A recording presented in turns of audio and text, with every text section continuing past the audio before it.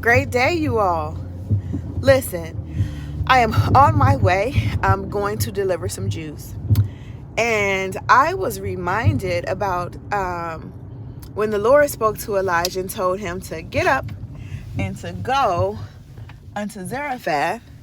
And there he has instructed a widow to, take care of him. So Elijah did what the Lord told him to do because the brook had dried up. So he was going to Zarephath, and he asked the widow woman to give him some water, something to drink. And she did that. But as she was going, he also asked her to give him some bread. And she says, listen, as the Lord lives, I don't have any bread to give. As a matter of fact, what I do have, I am getting ready to dress it and eat it and prepare it for me and my son and die. Listen, we've all been there to be like, God, I don't really have, anything that I can give. And he says, well, here's the thing. Do what you feel like you need to do. But before you do that, I need for you to make me a cake first. Now, this man is asking a woman who feels like she already does not have enough, ooh, Lord, to give of the little that she feels like she has. But here goes.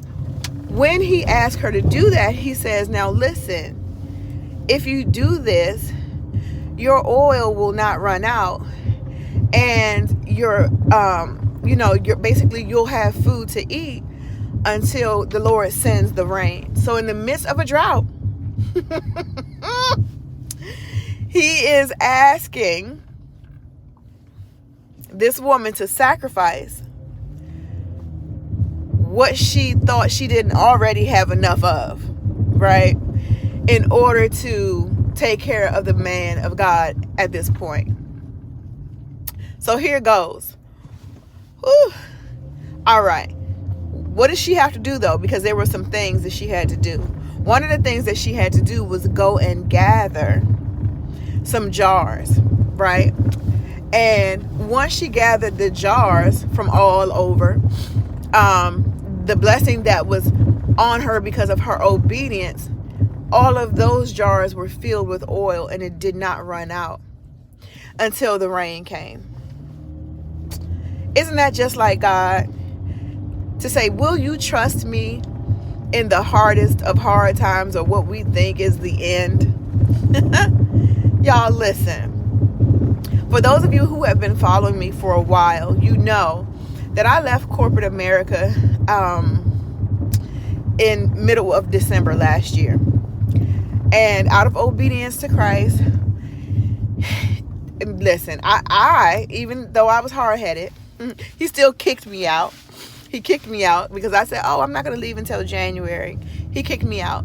I wind up having to leave middle of January. And I'm like, okay, God, what would you have me to do right now?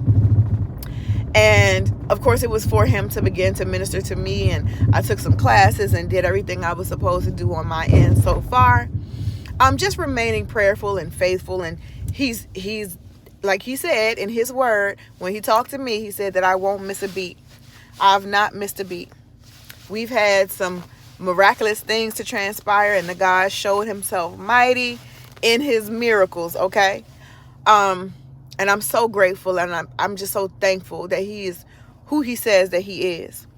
But I am believing that just like that woman, out of her obedience, when she gave out of what she felt like she did not even have enough of for herself and her son, the Lord blessed her, and the Lord made sure that she had everything that she needed. I'm sharing this with you guys to tell you this, that you are not alone.